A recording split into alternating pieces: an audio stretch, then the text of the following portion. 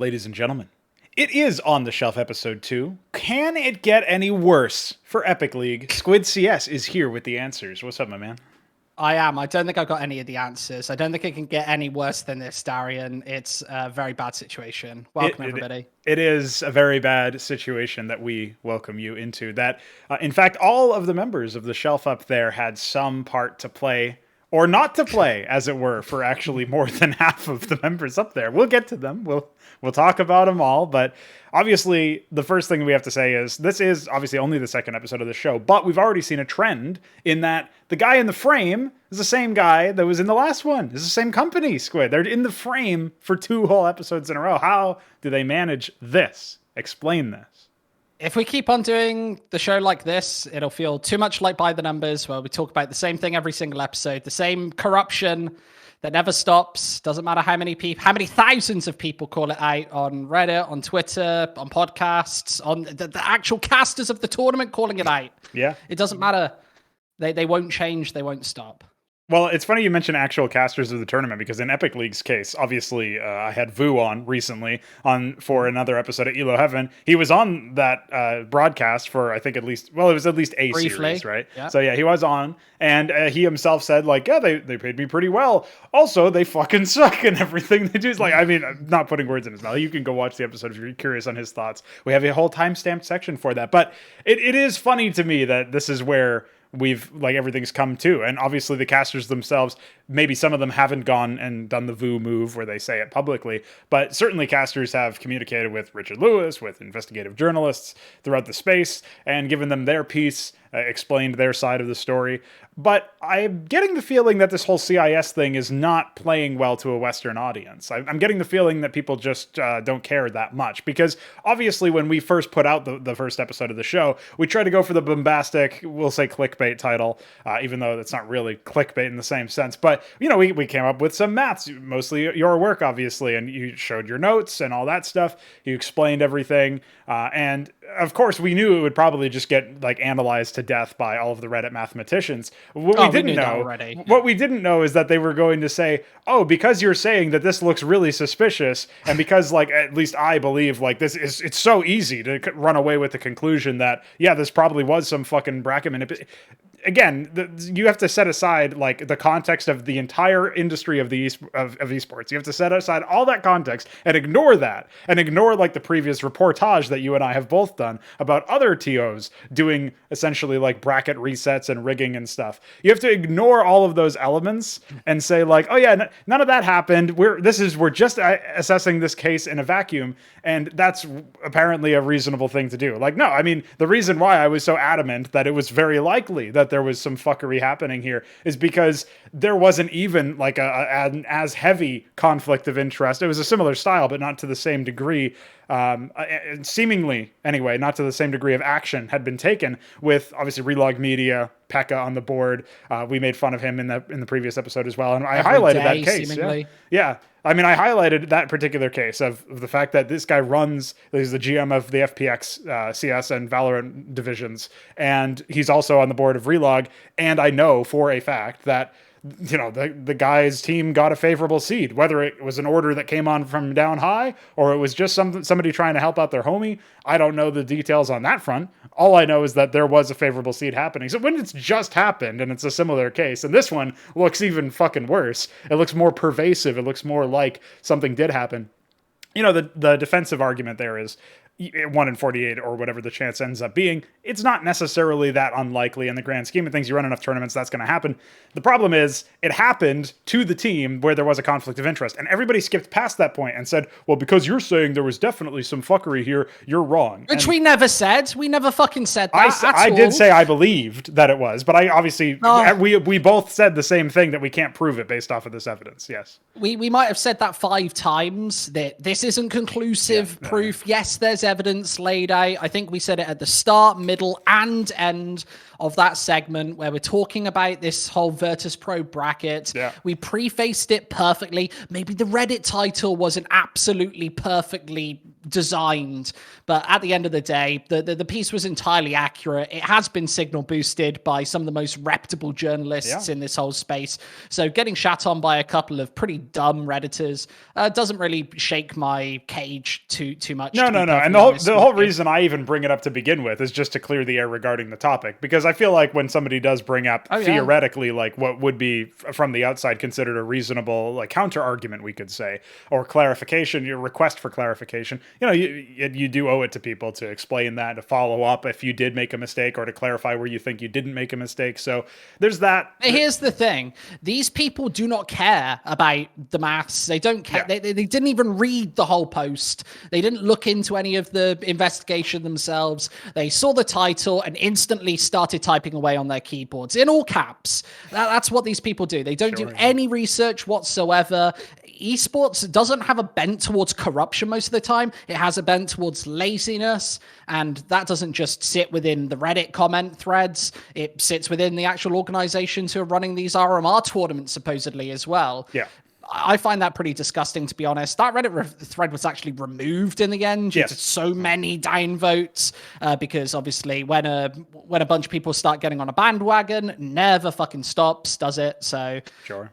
Well, I mean, hindsight being 2020, I can say that maybe if I penned the Reddit thread title, as you sort of alluded to, maybe it could have been, done a bit better. I was imagining it like everything else, where you make a claim and then you give your what I said was, here's our claim, here's our analysis, here's our statistics, here's our evidence, and then obviously in the clip we say like, come to your own conclusions based on this, yada yada yada. And I figured that would be enough context, but apparently not. Gets enough reports, gets removed. So that's by the by. Because the other thing, of course, that always comes out when you report on theoretical, alleged fuckery happening behind the scenes. And by the way, like, imagine getting in bed to try to defend Epic League of all fucking tournament organizers, especially at this juncture where everything that can go wrong for this tournament has gone wrong, and it's essentially all their fucking fault. It's not like Flashpoint where you can make a devil's argument that there's no way they could have known some obscure, security setting on a server that's worked for like hundreds of thousands of times or whatever before. Oh yeah, suddenly that's gone wrong. Yeah, okay, that's reasonable. You can't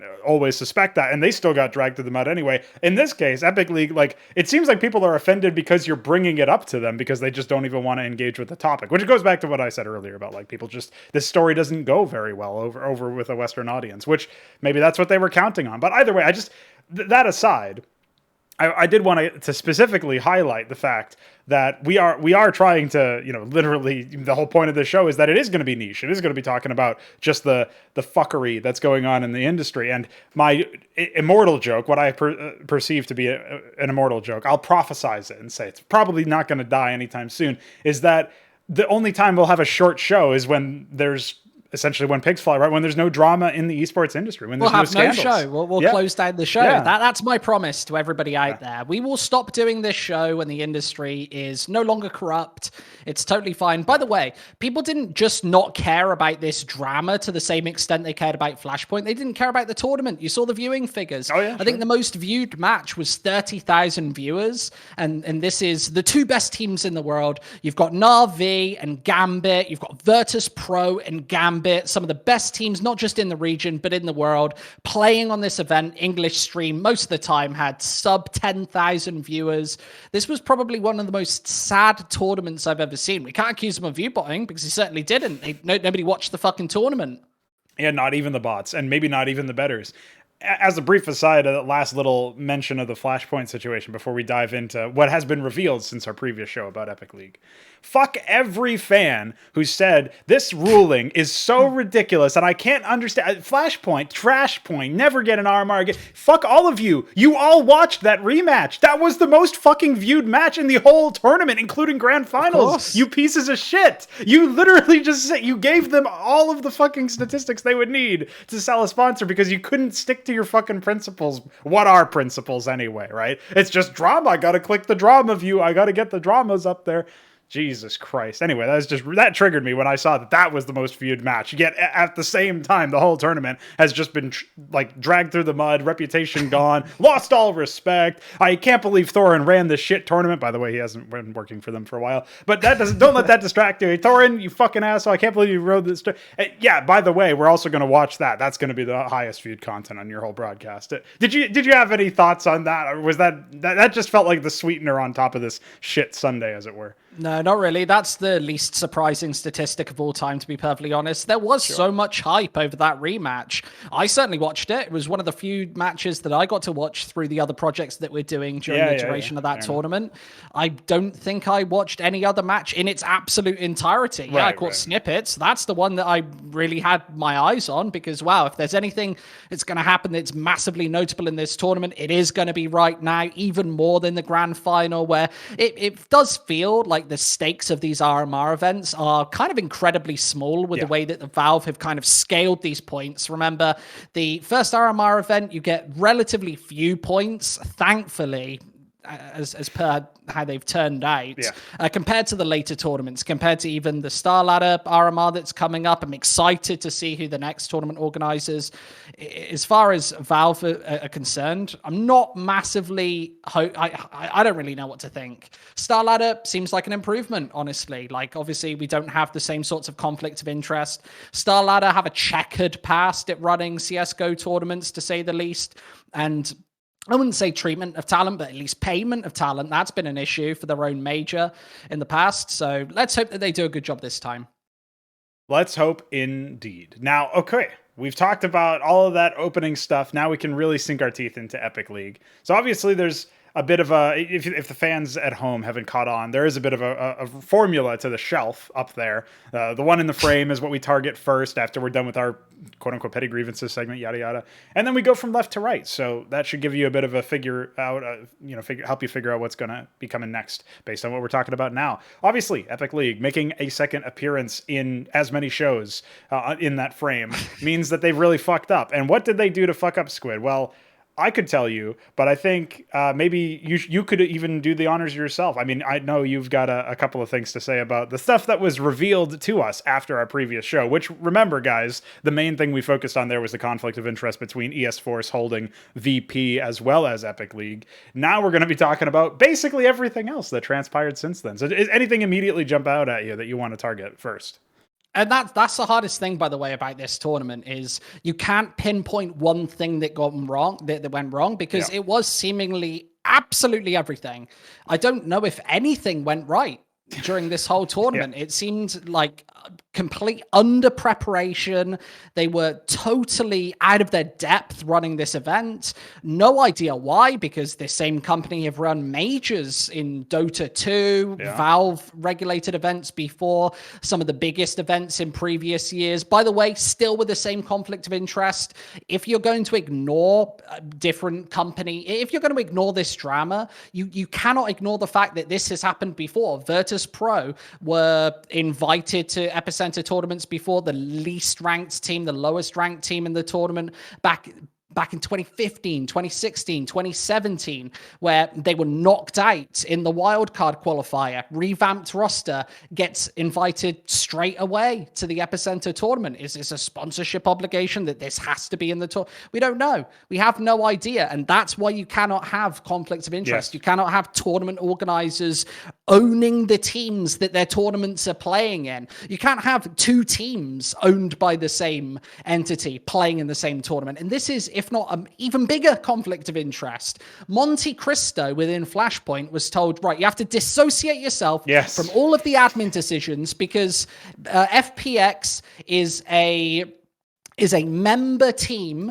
within Flashpoint. They're effectively paying your salary, which is fair enough. But Epicenter, all of their staff have this conflict of interest. So when Virtus.pro play Trident, for instance, Trident are 9-4 up. The game gets instantly not postponed, but Forfeited, cancelled, yeah. forfeited. Trident go from a winning position to losing the game. Okay, 1-1 in the bracket now. You've lost your first game. And Virtus.pro basically get a free pass on that. This was due to power issues, electricity issues. When the project manager... Yeah.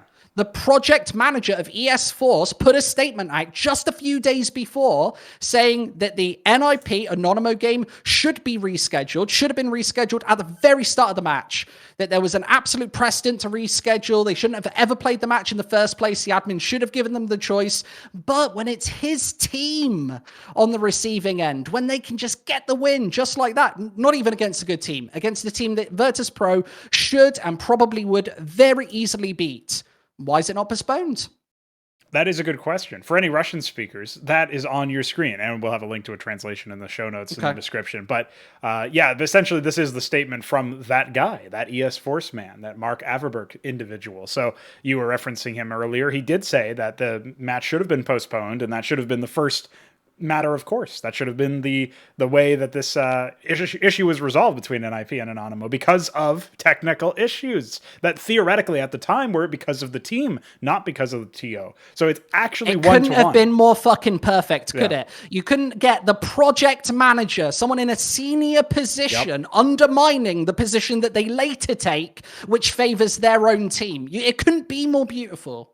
It really couldn't be, because the Trident case is really wacky insofar as, I mean, we've all heard the horror stories, particularly in the Chinese region, where you would actually have people just like pulling the power cables outside the house or whatever for some of these team houses in the middle of matches just to cause those issues. The real life DDoS attack, basically. So I'm not going to allege that that's what happened here, but it's happened before in Counter-Strike. So that can't be out of the realm of possibility. And again, like, everything smells of foul play. What this tournament should have been, assuming it ran without any of the aforementioned competitive integrity issues. You can say there's tech pauses, terrible broadcasts, all of these things would have been condemnable in their own right. But at the very least, if there wasn't these obvious conflicts of interest, these things that made us second guess the integrity of the matches themselves and essentially the veritability of the results, if we didn't have to do that, we could talk about what a rising shot for Akuma. Wow, VP managed to, obviously they can only play the opponents they're dealt, but they managed to make it to the finals and they were kind of struggling. So maybe, what does that mean for their roster? NaVi, oh wow, Simple had his worst performance, and then NaVi had all of these issues going in. Like, what we should be able to do is actually talk about the games. Like, again, going back to what we talked about before, this show shouldn't even need to exist. Shouldn't even need to exist. But obviously we live in the real world, Squid. So we have to talk about this stuff, and this stuff did happen. Yeah, and the fact that nobody seems to be considering this. You brought up a very key point in this whole discussion, which has, I think, been overlooked by the broader sort of overall points that people have been made. And that's the fact that Valve has weighted these so inconsequentially, so as that they don't even really matter that much. And, pros have to wake up and psych themselves up every morning to play in the online era as it is. When you're saying that, like, you're not going to get much prize money, you are going to get some RMR points. And by the way, if you make any roster moves from here and now, you might as well just kiss them goodbye anyway, even if you win. Like, fuck does that even mean? Like, what is the point of even having these tournaments right now? And that goes to a whole different conversation where we could get into what Valve is fucked up with, like obviously changing the map pool in the middle of the qualifications to the major, all that stupid shit. But when we come down on this, as far as Epic League's interactions with the teams and with the matches, again, it would be really wonderful if we didn't have to second guess all the results, but we do. And there's so many asterisks. There's already asterisks because of the online era. There's so many more because of the connections between Epic League and the teams, because of how things were handled. And VP just got like a procedurally easier hand dealt to them every time, even so far as literally forfeiting an opposing team who had an advantage on them because of a power outage. Like, that is obviously, like, it's made worse by the Mark Averberg guy, the project manager, saying, "Oh yeah, it's obviously you should just postpone that. Oh, by the way, we won't do that in like 2 days or whatever when it happens to us." So it is ridiculous. That whole timeline of events is fucking crazy for this Trident case. Let's go through a laundry list of all of the problems, or some of the problems, because I'm certainly going to leave some of them out because there were just so many that went wrong at this epic, inappropriately named Epic League tournament. Nothing epic about it, apart from all of the fucking mistakes of epic proportion, DDoS issues during the group stage, a best of 5 final that the teams and HLTV did not know about. They thought it was best of 3. Some of the casters seemingly knew. They posted publicly that the casters knew more about the format of the tournament than the teams playing in it. This NaVi versus Entropiq, not allowed to cancel the match. They had both agreed, okay, we'll split the RMR points. That's in the rule set. And then supposedly Valve steps in, even though Epicenter gave their consent, to say, no, okay, you're not going to reschedule that match. You actually get forfeited from the tournament. So many forfeits throughout this whole tournament. Obviously, Akuma cheating allegations, which I'm sure we'll get into. I know that you covered that a lot on Elo Heaven. Gambit having to play 4 versus 5 due to Hobbit technical issues in a fucking World Championship qualifier. This Trident issue, the massive conflict of interest, no anti-cheat on the servers, zero delay GOTV streams given to, I can confirm this, 74 plus people, including Russian broadcast partners, German broadcast partners, anybody who wanted to get... Domcasts could have got his hands on this fucking zero delay GoTV stream, Pronogo. Anybody, you Nan could have got hold of it. What else do we have here? I'm sure I'm missing 10 things. Oh, the broadcasts being the worst RMR broadcasts in history. What else have we got? Anything else?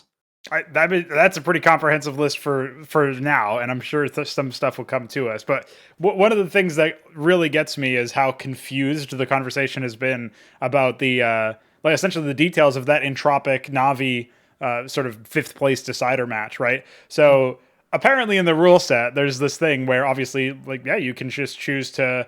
I don't know if you can choose to split the points, but you can choose to, basically you choose whether or not you play in the 5th place decider.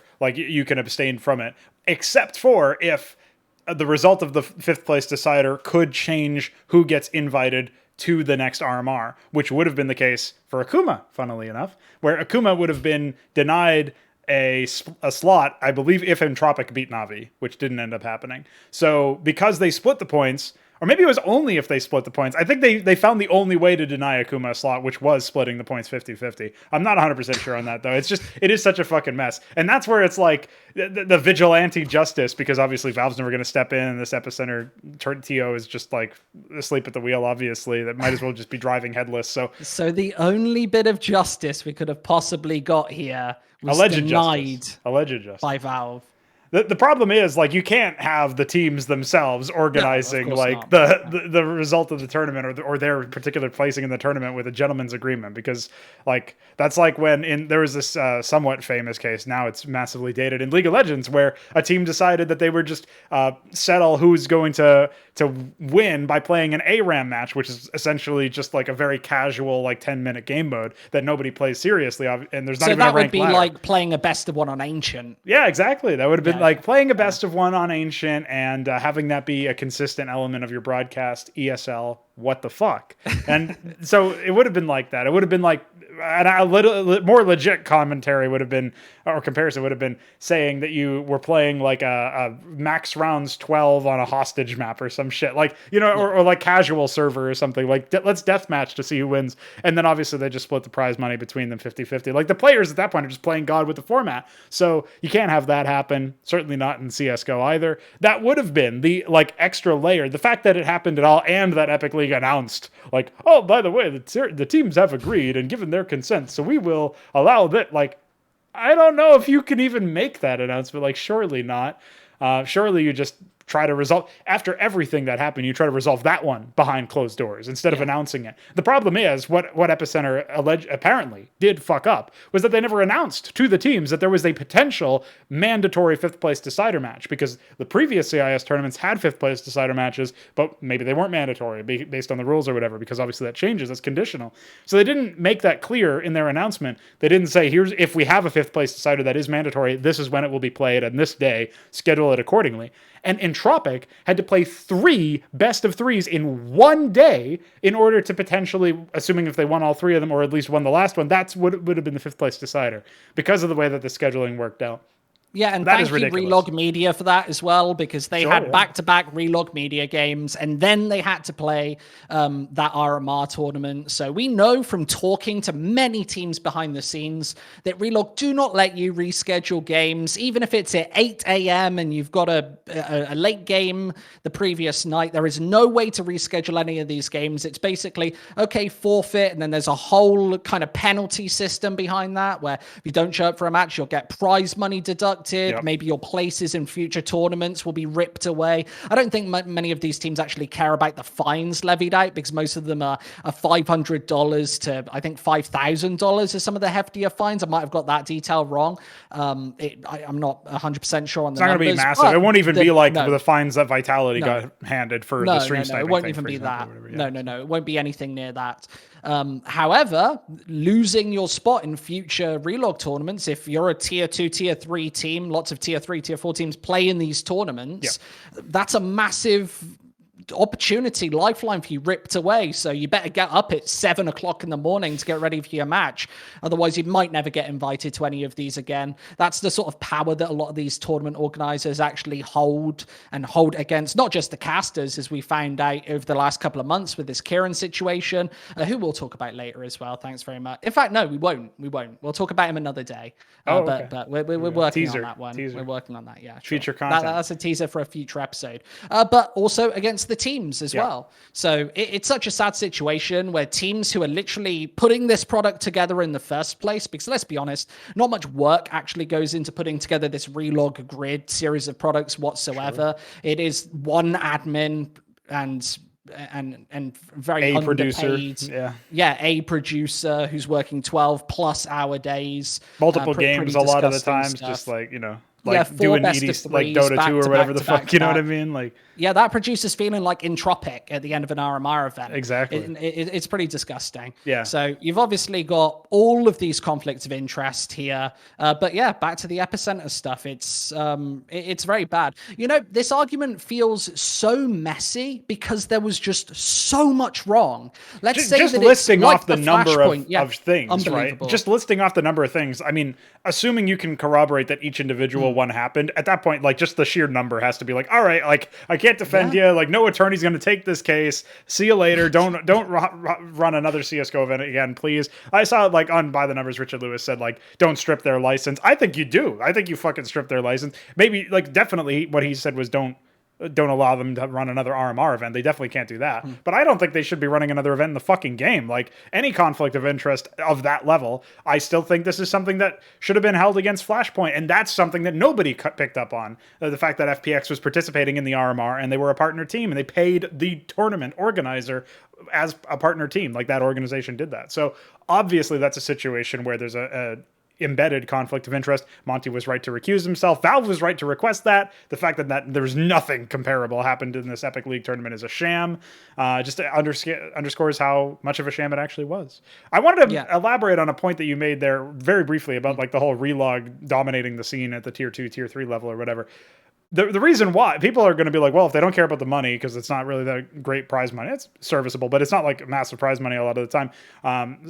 And if they don't care about the fines or whatever, like, why would they care about being invited? The problem is these tournaments actually count for HLTV points. And for some fucking reason, HLTV points determine invites in a lot of cases. I mean, maybe not to ESL events, because apparently they use the ESL world ranking for those. And I don't know if like that you get any points for playing inside a Relog event. But until all of the TOs use their independent ranking system to track that, and also do not apply any like a value to the HLTV ranking, this will continue to happen. And all of the tier 2, tier 3 tournaments use HLTV because they're never going to make their own ranking. It would probably look really goofy if they did.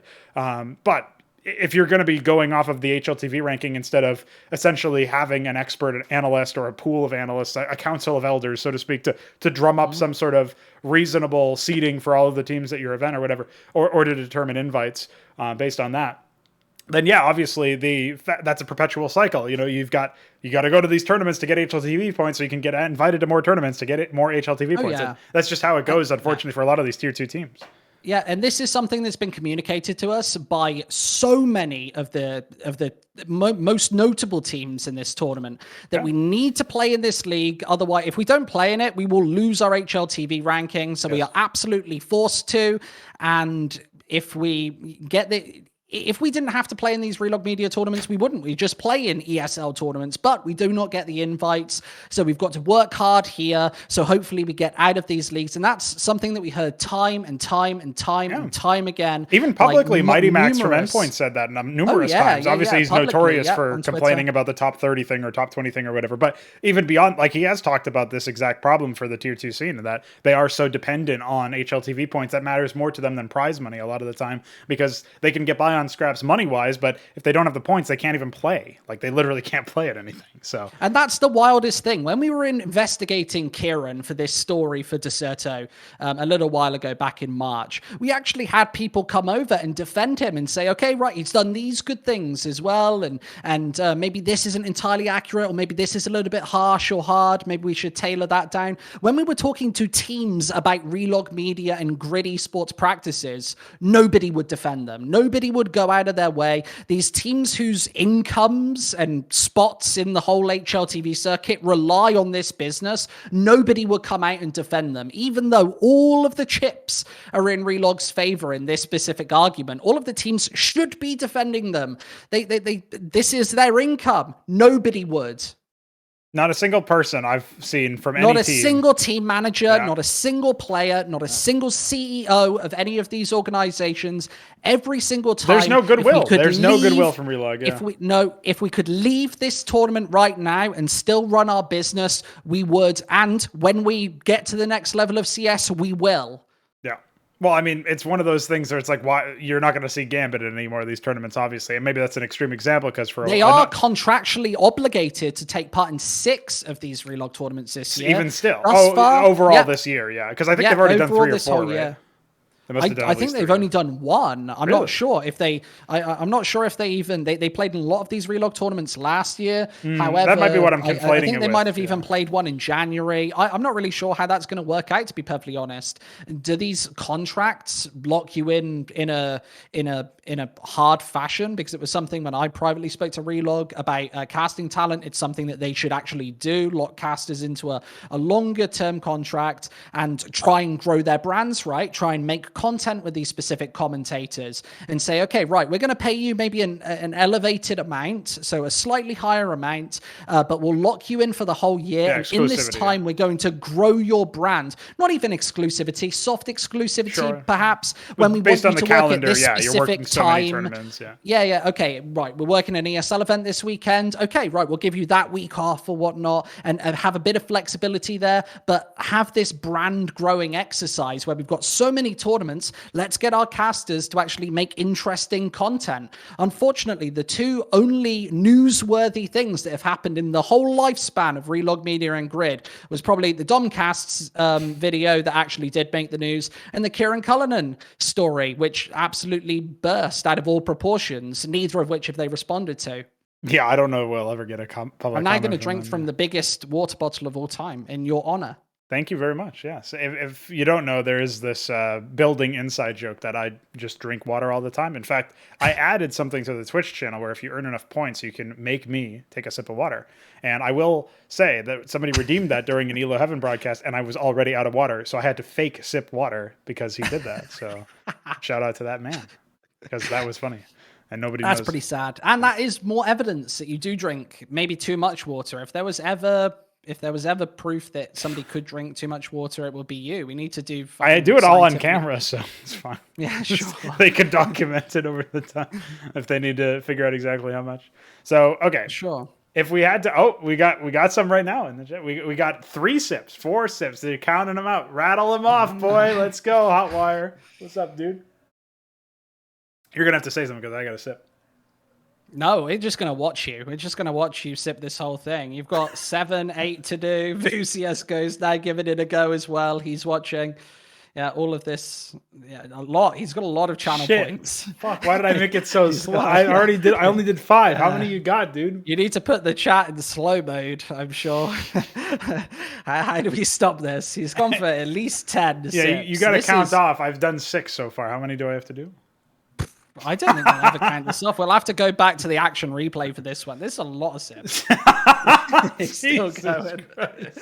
I think maybe if I just drink the whole thing in one go, does that mean that I satisfy all of them? Drink the whole thing. All right, yeah, or you need to get a fresh cup and drink the whole thing from that. I have to stop the show in the middle of this just because. Oh, is that all you've got for the entire show? This is it. I mean, I already drank the other cup. Okay, all right. He's still going, by the way. Jesus Christ! He's gonna do. He's going to actually do this in the middle of an Elo Heaven episode while I'm like in the middle of talking, and I'm gonna like just interrupt me and get a point in or something. No, he's going to be out of channel points at some point, surely. Yeah. I've got 9.5k. I think you set the price too low, Darian. Honestly, I think you set it far too low. Yeah, I'm feeling that. Right, he's out of points now. He's out of steam. So, what was next on the agenda? I don't fucking, dude. I'm drowning over here, so I don't know. Epic League sucks. They suck. Did we want to move into Akuma or? Because like some shit actually came out from them. Akuma. Yeah, some shit came out from them that I thought was pretty interesting. That as was actually breaking today. Beep beep beep beep breaking news. Except it was hours ago. But beep beep beep. It's CIS teams call on Valve to launch Akuma investigation. HLTV.org. Interesting. This is obviously interesting. 14 out of the 16 teams. Obviously, one of those 16 teams is Akuma. So, and then I think the other team was ex-Marlian as well. So I don't even know what that team is, mate. Yeah, maybe there are teammates within that who used to play with certain Akuma members. I'm not too sure why they wouldn't have signed this, but I'm sure that the answer is very obvious when you look at ex-rosters, etc. Yeah, who knows? Or who owns the team or something. But 14 out of 16 teams, this seems pretty damning. I think that we both believe that Akuma did cheat in this tournament, yes. And it was pretty evident actually by a lot of the recordings, like namely them looking at other monitors while peeking corners and making absolutely outrageous plays. I heard that you and Vu actually broke down some of these specific clips, so we don't need to do it in this broadcast as well. They can go and fucking watch that show as well. I heard that, but I think there was a thread that just got removed for some reason, so I actually didn't see those clips. You see, that's the problem, is your shit just gets removed and then you're fucked.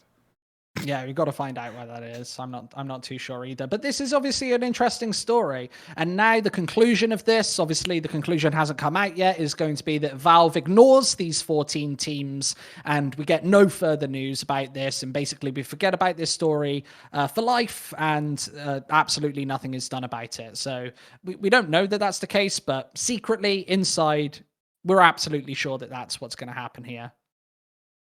That was perfect timing because as you were breaking down all of this stuff, a police car pulled up, just drove past my street and just barely finished the siren as you stopped. Yeah, they're in the wrong continent. Yeah, they should be over in the CIS scene, I think, at this point. One of the things that's really interesting about this is obviously like the specific allegations. And we also saw on HLTV confirmed that obviously Blade, the coach of NaVi, literally said, I 100% think they were cheating, which is a bold thing to say. Like, I would have expected somebody, especially who is literally a direct competitor, who by all accounts, whose team seemed to be attempting to conspire to deny Akuma a slot in the next RMR in a way that, again, is vigilante justice at best.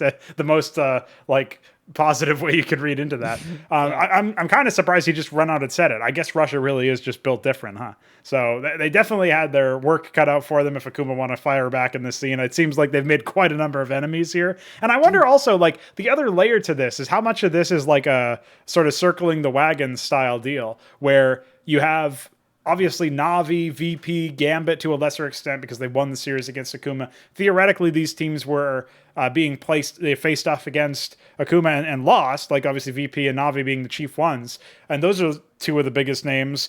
Doesn't really take that much effort to convince Gambit. They obviously played against them and maybe there was some shit there. Obviously, when the Akuma was playing some of the earlier matches against Grand, that's where some of the clips also came out. So it wasn't even against just the top teams where there were some suspicious things. So there's all sorts of things that come to mind here. I wonder if this is still an extension of that quote unquote vigilante justice that I was just referencing, where maybe it is actually something like, the top 3 or 4 teams at the event saying, fuck these guys, and everybody else sort of following suit. I'm not sure how many of them actually have theoretically like alleged grievances with this team, so to speak. So I don't know if anything comes to mind on this subject, but it does still feel like until Valve actually does say something, assuming they do in some alternate fucking dimension, we're not going to know what to do. We're not going to know where to go. We've got nothing. We've got nothing to go off of.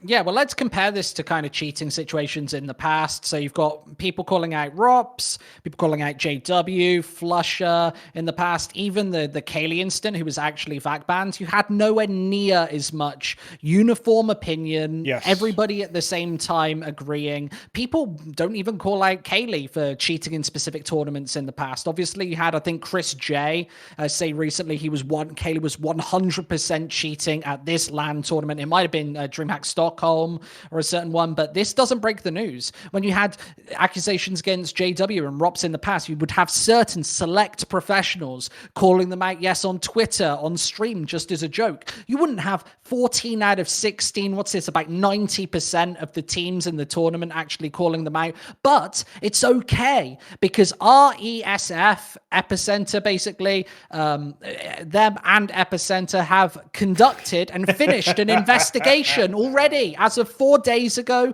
the 30th, I think maybe the tournament wasn't even over at that point. Their investigation is finished. They concluded no cheating, it didn't happen, that there was no real evidence or solid proof that there was cheating going on. So case closed. Turn the stream off. We're done for the day. It seems like now Epic League ES can finally join the reputable company of the FBI and Riot Games for investigating themselves and finding no problem whatsoever. Great job, guys. You did it. This is when you have that clip of like all the white guys that are just sitting there like, like just the slow clap that builds into a major applause. Like that's basically what we got here. You guys are, in fact, you know what Relog said? We're ready for an RMR. These guys just give them the fucking major, dude, at this point. Like, fuck it. I did want to highlight as well, this is something you did forget about when you were listing off all the problems with the team, with the TO.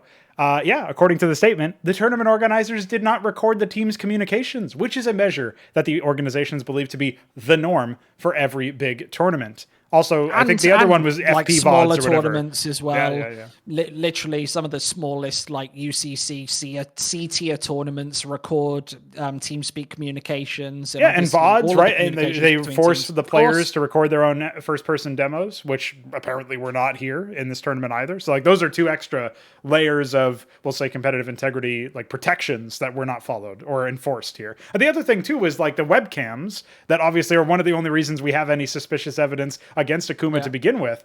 They also weren't enforced to be on at all times, even though that's their express purpose, to see if somebody is doing something that's suspicious as fuck. And we've only seen some of that because other times the cameras were just off. Whoa.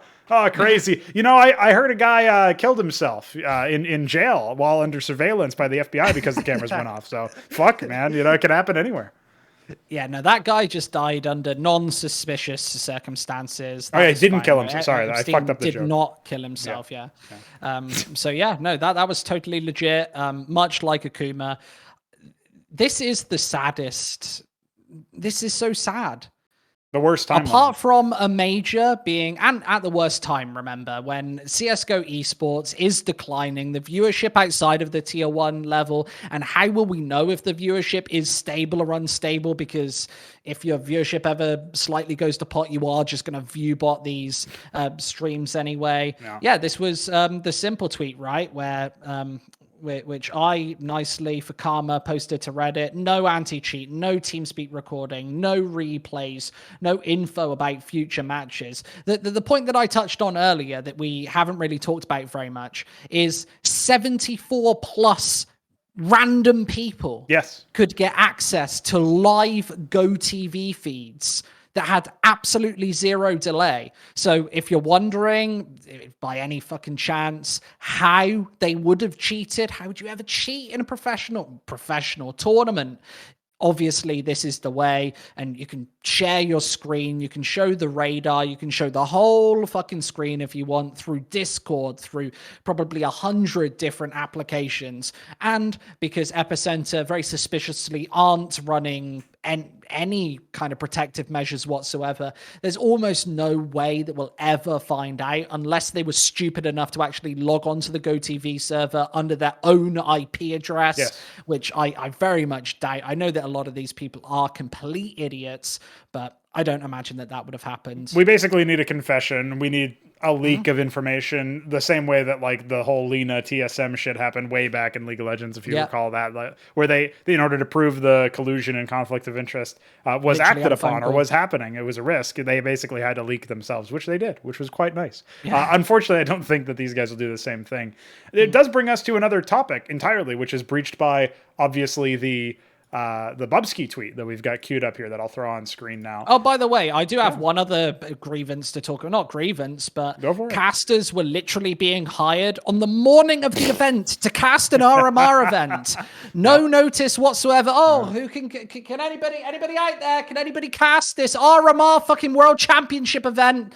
And nobody responded, supposedly, even though can some anybody of the more cast a notable tournament casters with NaVi, Gambit, Virtus Pro in a Nah, I'm gonna go a big nah. I'm like a Relog caster, bro. I see like Big Clan versus Heroic in the Snow Sweet Snow 3 semifinals. I'm like, fuck that. I can't get out of bed today. I'll let somebody else fill. Domcast, can you fill for me? Fucking jokes. We should have got Domcasts to go onto this tournament. That would have been, because he would have definitely got on. Yeah. It would have absolutely happened. Ridiculous. So yeah, this Bubsky tweet. Yeah, so it leads right into it. We're talking about tournament organizers, and we're talking about like RMR has been given out without any structure, according to what Bubsky's put out. The quote is, if you decide to give smaller TOs RMRs to avoid monopoly of ESL and Blast, at least make sure they have the resources needed and an identical rule set in all regions. Now, there's a couple of different things here we could have an angle of attack on. I do think it's funny that Bubsky, member of Astralis, formerly of Blast partnership, currently an ESL member team, decides to omit Flashpoint from this list when he's like listing off the monopoly. Blast doesn't really have a fucking monopoly, dude. So like really it would just be the monopoly of ESL here, or you would name all of the major TOs, which Flashpoint is theoretically a part of. Yeah, okay, maybe there could be an argument there. I just think it's funny that he's like chosen to omit that, and it's almost like by not like putting them there, he's furthering that community opinion of Trashpoint, like, oh, they shouldn't have gotten an RMR, they should never host an RMR again, disgraceful. Meanwhile, obviously Epic League. But the problem here is that the rule set issue is really interesting. It's like kind of a confused mess of a problem in and of itself, much like everything else. There's obviously the 16K overtime rules that happened in Flashpoint, which got updated later on in the middle of the tournament. Epic League had their own rule sets being changed in the middle of the tournament, allegedly, by the players. Obviously, the scheduling being changed the last minute for like the 5th place decider and stuff. So, yeah, of course, there was a ton of shit that happened on both sides there, mostly on Epic League's side. But the Flashpoint stuff, Vu obviously speculated on Elo Heaven that maybe it's just Valve didn't read the rule set. Apparently, it was supposed to be 10K. Monte Cristo confirmed this on an episode of The Four Horsemen recently, where apparently it was always supposed to be 10K, and they had just copied over that part of their rule set from a previous incarnation of Flashpoint, which they were using 16K for.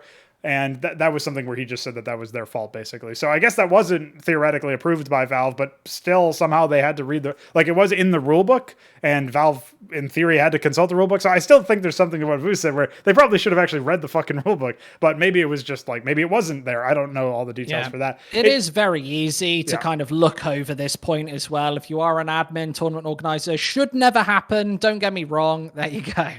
The drinking once again. But it is a sad situation, honestly, that this did get scuffed. This is where the community is so fucking stupid, where you've got a tournament organizer holding their hands up and saying, okay, we got it wrong, we won't do it again. With the Anonymo drama, they basically held their hands up publicly, privately, said, okay, this was our fault, it was our servers, it was our issue. I don't know if they admitted... By the way. Like, it was technically a server setting on their side, but nobody in their right fucking mind would check a setting that literally worked every other match in that tournament, in previous tournaments, since the inception of the fucking company. Like, nobody's going to check that. So obviously, technically, yes, it was a configuration on the Flashpoint server, but it only affected NIP. Didn't affect other teams from Sweden. Like obviously, Fnatic was previously working for these guys, like or playing in their tournaments. Any and team stuff, ever. Yeah, literally never had a problem with it before. So Whereas I don't think it's then you've got reasonable Epic to League. level Yeah. like blame at Yeah, them. no, it isn't. It absolutely isn't. And then you've got Epic League. Their only real public communication have been some shit tweets, some memes tweeted out by a lot of their staff members. Nobody holding their hands up whatsoever. Just get these guys the fuck out of the scene, honestly. It's so embarrassing that they can't come out with a statement and say, okay, we got it wrong. We'll get it right next time, because they have no intention of changing. If they get another RMR event, it'll be exactly the same, and they'll pocket the profit, whatever is left on top. They'll send it all over to RuHub. Obviously, they've clearly funded RuHub, the Russian broadcast, far more, that they own, by the way, as well. ESports own RuHub. That's another conflict, not a conflict of interest, right? It's not a competitive integrity issue. But of course, if you're not paying English commentators properly, I don't think we ever had any notable commentators outside of the playoffs of the tournament. And even some of the playoff games, you had people who had never worked an event before. You compare that to what Flashpoint did, to what CS Summit did, and it does make you quite angry why so much hate and so much kind of uproar was unfairly put at Flashpoint's doorstep. And it does feel like people will just pick any excuse to shit on this specific organization. Yeah, they fucked up. They got some stuff wrong. Get over it. They held their hands up to it. I'm sure it won't happen again. Whereas every single Epicenter tournament for 5 fucking years has been exactly the same. Yeah, they've all had problems. Remember the crowning achievement? I think maybe I brought All this of up in the them. previous show. The crowning achievement for Vitality at the end of 2019 was scuffed because some Russian guy was yelling in, I think it was Vendetta's ear. And Thorin was just like, keep talking, mate. Just keep fucking... Like, Jesus Christ, man. This is literally them accepting the check and trophy, and you're fucking it up. Broadcasts have always been some of the worst in CS. English-facing ones specifically have always been essentially an afterthought, even when they do get the talent, you know? So... Yeah. Yeah, it's not something you're going to be able to do much of. I thought the Bubsky tweet was interesting because it does open that conversation up of like, are there other examples of TOs? I have an Epicenter story, by the way. Okay. This isn't massively interesting, but I remember 5 years ago when I was maybe 3-4 months in the industry, the Epicenter head of talent messaged me, DM'd me, and said, hey, can you contact Thorin for me? Do you know how to contact him? Can you give me his email? Or I'd never met Thorin. I had no idea. Like, I knew who he was, but this is how out of touch they are, that they're asking like people who are fresh-faced to the scene to contact some of the biggest personalities, because they do not know anything about the English-speaking region. They haven't looked into hiring anybody who can actually take over these English-speaking broadcasts. We've seen it plenty of times before, where an organizer actually does have weaker broadcasts. They make a couple of key hires in good high-level positions who actually can make decisions and decide, hey guys, the budgets aren't exactly correct here. We need an extra 10% just to get this one over the line. That's what a good talent manager will do. He's an intermediary who will be negotiating not just with the talent, but his own company to try and get them maybe a little bit more. Maybe that's what a talent manager should be doing. He should not be trying to make talent more money, but at least make the broadcast better by, okay, right, we need 10% and it's gonna get us all of this. And he's the glue that sticks the freelancers to the organization. And it's absolutely alien to these Russian organizations and Relog. Well, the other issue obviously just is to put that out the end there, just to stick it, tape it on. yeah. Well, you got to tape it because otherwise it might fall down in the middle of the show, like what happened last time. So, obviously, like an issue is that you referenced it earlier, casters being scouted by other casters, no less, not even by a talent manager on the day of, minutes before, like hours before the broadcast. I think this was even a day one issue, like literally day one in the tournament. So they didn't come in with a plan at all. They just needed somebody to fill space. I would not be surprised if some of those really early games were in incredible danger of being solo casted for a fucking RMR.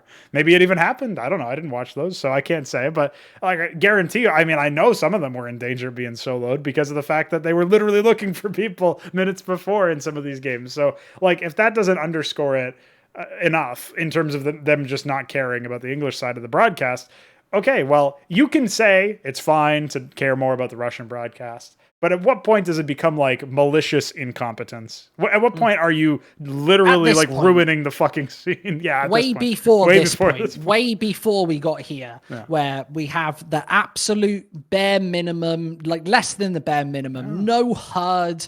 I don't think there were any replays. It was basically no HUD is fucking hilarious one. Just amazing. It costs $200 to get a freelance coder to code you a HUD. It's not a hard job. I've done it before for far smaller organizers with literally a couple of $100 budget. This was too much for Epicenter. They even had HUDs for previous tournaments. They had one somewhere within the company. They decided not to put it on the Observer PC.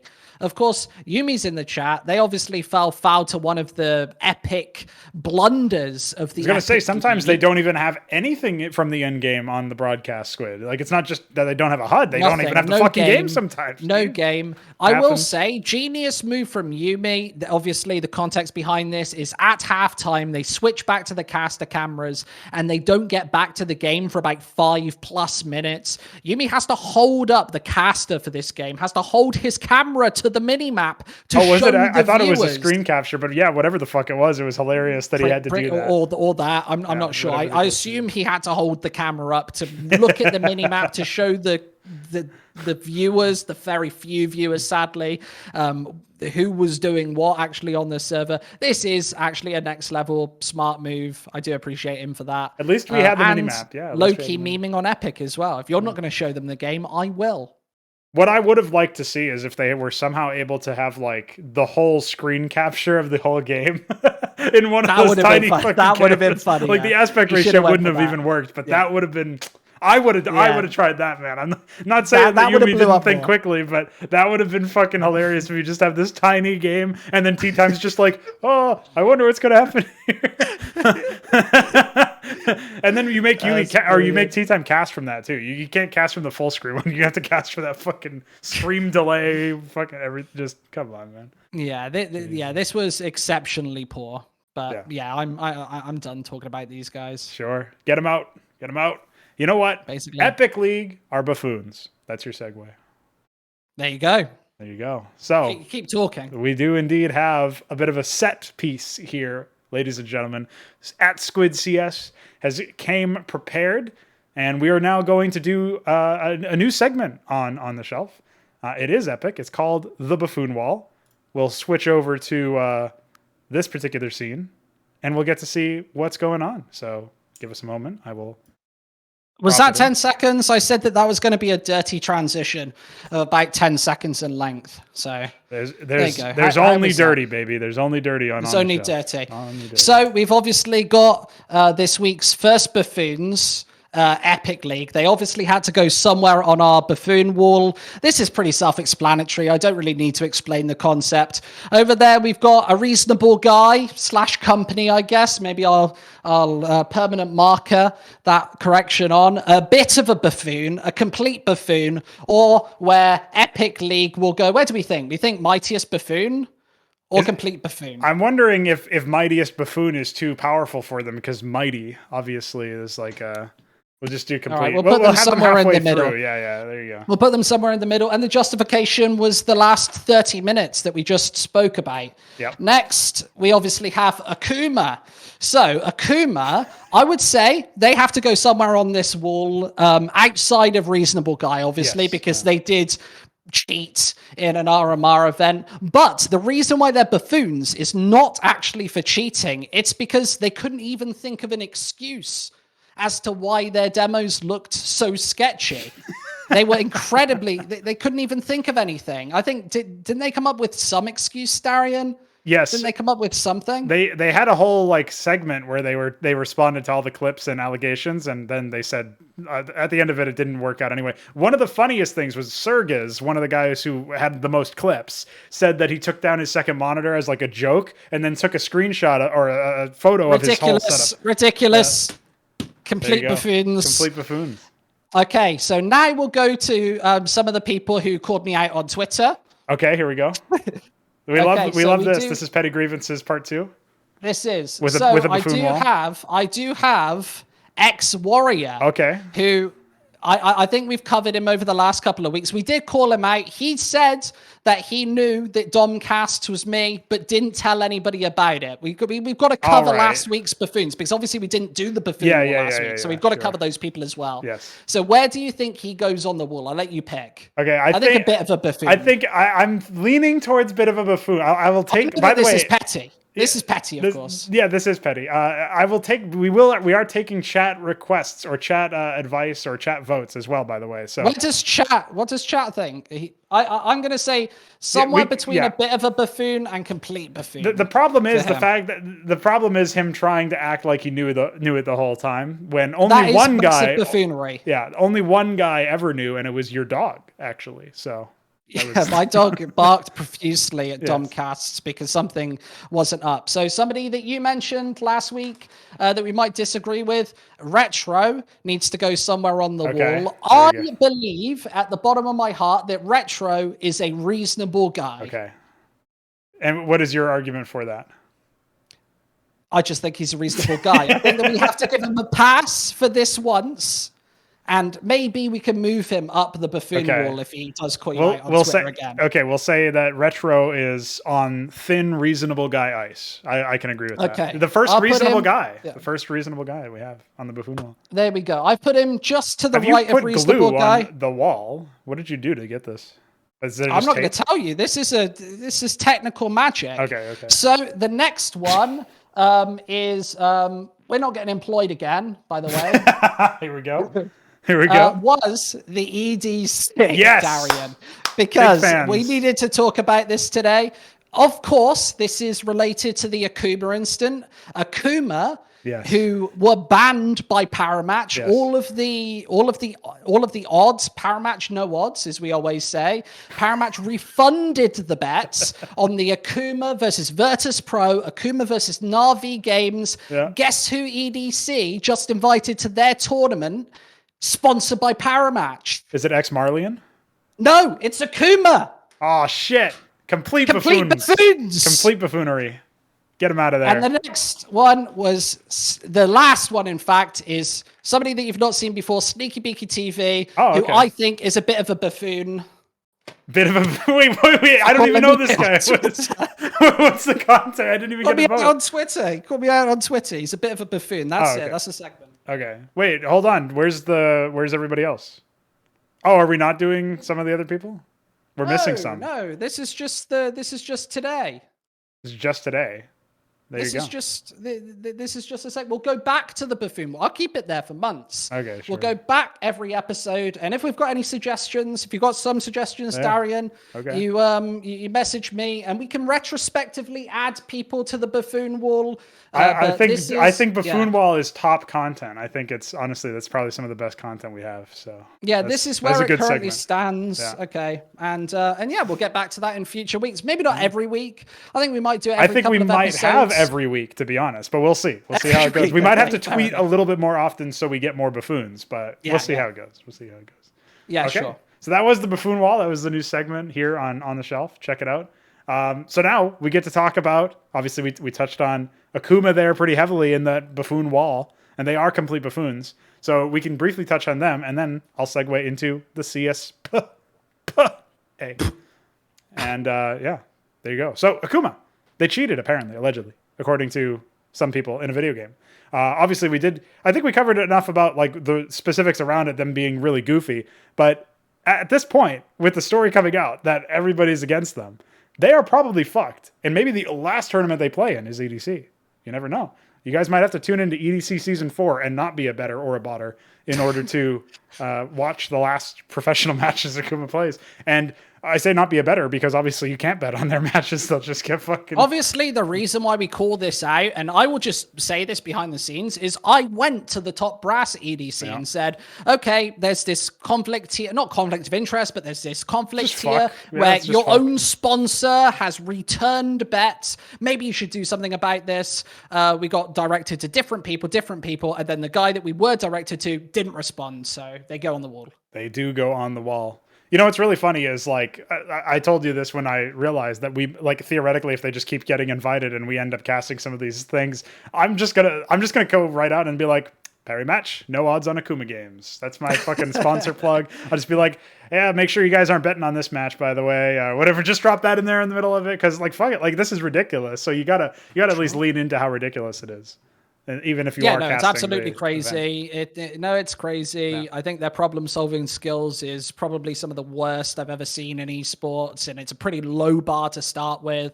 So seeing this lands them a place which could be maneuvered if they come out and say, or maybe if they just decide, don't announce Akuma as a team. Squid, if Poland as a country decides to stop having holidays every fucking day and long weekends every week, what really triggered me, guys, behind the scenes conversation is Squid obviously sent these messages out numerous days in advance, and what he got back on Wednesday was a long weekend is starting here in Poland on fucking Wednesday, guys. Oh, the longest weekend of all time, you mean, is starting now, and you guys don't know it in the office. Like every time we go to these people, they say, "Oh, this is a holiday in Poland. I'm on vacation. It's my day off." Yeah, okay. They do seem to always have a 2-week holiday every time payday rolls around. Yeah. So we'll just put that one out there and move on to, I guess, the CSPPA. There you go. So what is my connection to the CSPPA? The problem is, like you obviously asked me earlier before we went live, why do you want to talk about the CSPPA? There's no story, and that is the story. They've done fucking nothing. Akuma, a team of professional players, semi-professional players, potentially, like, allegedly cheated. Seems like a lot of people believe that they cheated, that there was some external evidence. The teams that they played against believe that. That's not really worth that much, though, because obviously there's been accusations all over the place from those people. So you got to take that with all a pinch of salt. The CSPPA have remained silent on an issue that will tar and feather these players forever in the eyes of the community, in the eyes of professional players, in the eyes of teams and sponsors and Parimatch giving the fucking odds back. Like, if they are actually not guilty, if the evidence doesn't bear out, we can't, with a reasonable, amount of doubt, like beyond a reasonable doubt, we can't prove or demonstrate that they likely did cheat. Then where is the CSPPA? Like, they should be either protecting the reputation of these players if they are innocent, or investigating to determine that, well, they should be investigating to determine either way, but they should be with the goal of either exposing them for cheating if they did, or protecting their reputation if they didn't. And they've done fucking nothing. Again, Squid. They've done nothing. Yeah, it doesn't seem like they do anything. They did release a big press release just as I released my Domcasts video, so it got buried. So I thank them very much for that, but they've done nothing of actual worth. Darian. Yeah, besides attempting to bury your video, they've done nothing for the community. Yeah, intentionally, of course. Yes, they've done practically nothing. Massive shame, obviously, once more. Well, their statement on the NIP Anonymo stuff was basically just like, now that the decision has been made, we will now make a statement because we can't fucking do anything. So it wouldn't have mattered. Why make a statement in the first place? Yeah. Make a statement to say that you're not making a statement and to say that there's nothing to be said. Like, what the fuck? You make the statement saying that you don't want something happening a certain way before something happens, so that you can like influence the decision into a direction you think is more righteous for the players or whatever. You don't make the statement after the fact. But the whole organization at this point has just lost any goodwill that you could have. And another organization that's not that far away from that is ESIC, because they have not said anything about any of these particular RMR conditions. I didn't necessarily expect them to pop in and say something about the NIP Anonymo drama. That seems more like localized to one area. But this Epic League stuff could be massive, and I'm sure I'm not sure. I'm assuming they're investigating it to some degree. But these guys still haven't released their 10 days ago report from like 2 months ago now or whatever the fuck stuff. It's like the immortal, like the undying fucking Ouroboros of a release date for these things. Like, what is going on? So that's another company, another organization in the space that is supposed to have a lot of goodwill, that's supposed to be doing a righteous thing, and that I actually believe in a lot more than the CSPPA. But at this point, you can't give them any of these fucking benefits of the doubt. You're all out. You've given them all. And they're still doing nothing. They're still saying, oh yeah, I'll just, like do some quick interview, do some this, that, impromptu answers. And yeah, well, 10 days, 14 days, whatever. And it's just, it never comes. The saddest thing about this is ESIC, this Ian Smith or whatever his fucking name is, obviously went on the worst podcast of all time with like the tinniest microphone ever and gave this webcam mic, statement. Yeah, this webcam mic. He borrowed it from Florin. Yeah. He obviously went on this podcast and spoke to this guy I've never heard of and did this interview. I think that this 10 to 14 days was a slip up. He probably shouldn't have said it. But the fact that he's communicated in the first place, the fact that we shit on what that communication actually is now shows why so many people are actually in companies are silent in this space and kill a drama with silence. It does seem to be the best PR move, even though for the actual sustainability and we'll just kill the sport eventually. Like, you can't exactly. continue this way.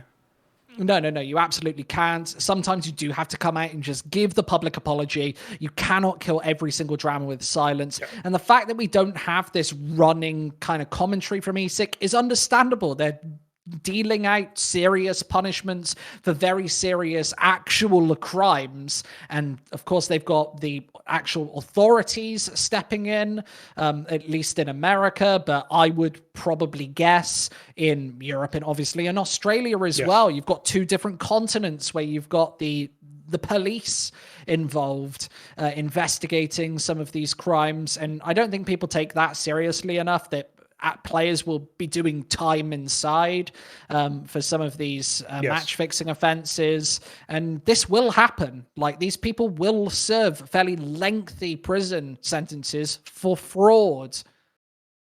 One of the things that really gets me about the whole situation is that obviously they walked some of the stuff back, particularly on the Australian scene, because they were essentially saying, like, if you betted on your Fnatic match in Europe or whatever, then that was, crossing a bridge too far. The problem is, like, that is technically in violation of what you should be doing as a professional player, even if it wasn't instructed to you very expressly. Valve had some obscure blog post on their website that gets buried by every patch update that said you shouldn't be betting if you're a professional player. And they didn't, I don't know to what extent they stress this on a player-to-player basis or whatever, when they actually do have some sort of outreach to players and they're briefing teams or whatever, and here's these protocols, here's what you need to do, here's what you can under no circumstances do.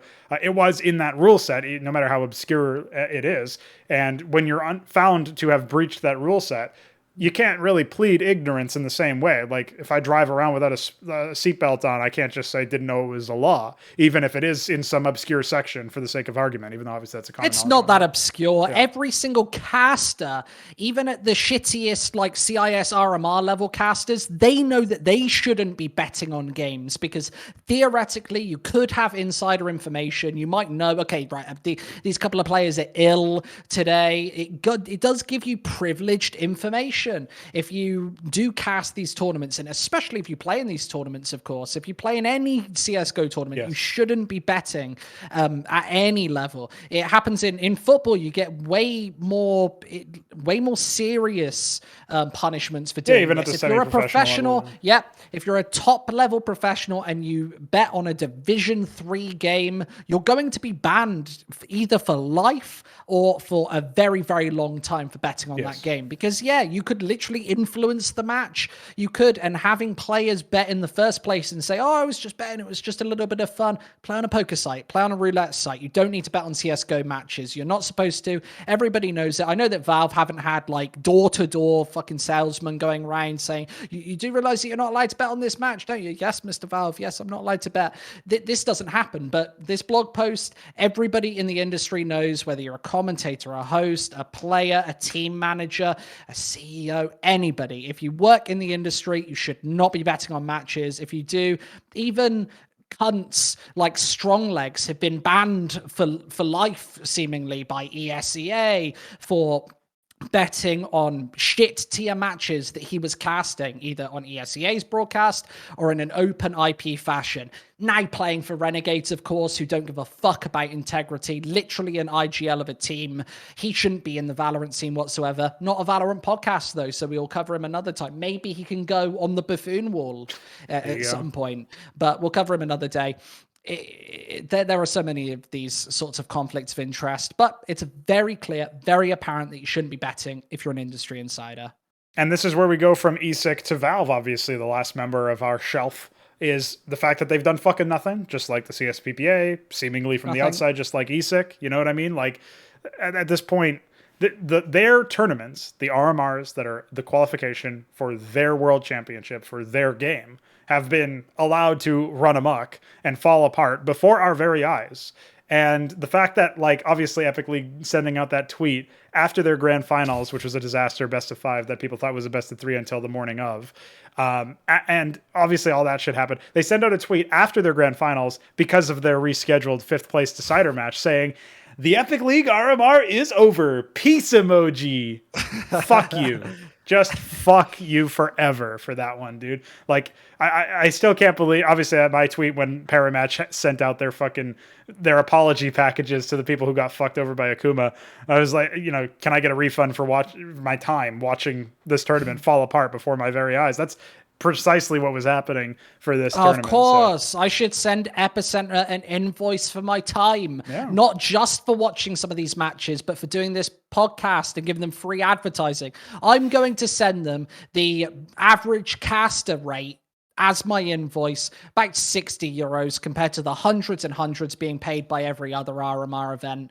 Pretty disgusting. Yeah, and obviously, as by all accounts, Vu said he got paid very handsomely at the Epic League. Yeah, some of the playoff commentators did. Some of them didn't.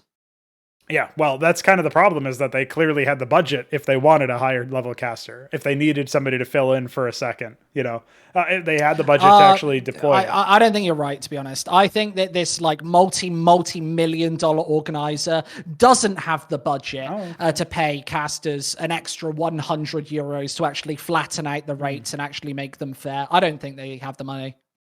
Well, you do raise a good point, and I guess maybe we should be less harsh on Grid as well, because obviously they're still, for some reason, the ones I feel so bad for them. They only raised $10 million. They're on the breadline. Yeah. I mean, millionaires. What can you do with only $10 million raised in investor capital that you probably will never need to pay back? I feel bad for them. Yeah. I feel bad for them. How can you afford to go to the supermarket at the weekend? How can you afford to buy a ticket to go on a ride in a theme park? How can you afford? They can't even afford to run a $110,000 CSGO event. It has to only be $100,000. It's a shame, the fact that they could just buy the supermarket, just a shame. They should be able to buy at least 2. Like, come on. What a ridiculous Omni shambles. Yeah. What do we do as the way to? Yeah, well, we're basically done. I mean, we've exhausted all of our targets here. What do you think is a nice closing bow? If you had to sum everything up here about the whole Epic League shit, if you had any through lines, anything we didn't get to, obvious angles we should be checking off before we bail out. I feel like it was fairly comprehensive, but maybe there's like one last angle you want to take before we sign off here. Not particularly. I think that this CIS RMR was such a shambles, obviously just the headline of our show, that there's so much to touch on. I know that when we turn this stream off tonight, I'll realize, there are like 5 different things that we didn't touch as on usual from this event. I think that the fact that Akuma cheating could have very easily been allowed by the admins. Obviously, there were these pretty sketchy allegations put out by this Overdrive guy that the admins of the CIS RMR themselves allowed Akuma and were in direct correspondence with them. I don't know how much I buy into that, to be perfectly honest with you, but could have happened. It really doesn't take too much money whatsoever. And if they're not paying their casters much money, maybe they're not paying their admins much money. And then when you underpay people, that is when you allow corruption to sprout, because yes, people will get greedy, but if you're underpaid, if you're on the breadline, of course you're going to do something like this. We have absolutely no evidence that this happened, but the fact that there are conflicts of interest in place, you've got this whole buffet of issues with the tournament. One admin being corrupt, is that the line too far? I don't think so. I think that some of the other, like, pretty much dubious crimes taking place within this tournament is pretty much on par with admins feeding teams information and giving their own team favorable results, and the absolute laundry list that goes as long as my arm of just awful things that took place at the worst CIS, or the worst RMR of all time. Worst RMR of all time. I think that's a nice way to close that out. My parting shot is, if ESIC and CSPPA can get actual fucking PNGs with transparent backgrounds so I don't have to manually crop this shit out and make it look ugly. I made you guys look ugly on purpose, motherfuckers. I was not putting in the effort to manually reconstruct your goddamn logos because you use WebP in 2021. Go fuck yourselves and fuck your web designers. And that's my sign-off moment. So thanks for watching On the Shelf episode 2. We will be back next week to talk about more morons and more buffoons and more whatever else. So Mighty buffoons. Mighty buffoons. Bye.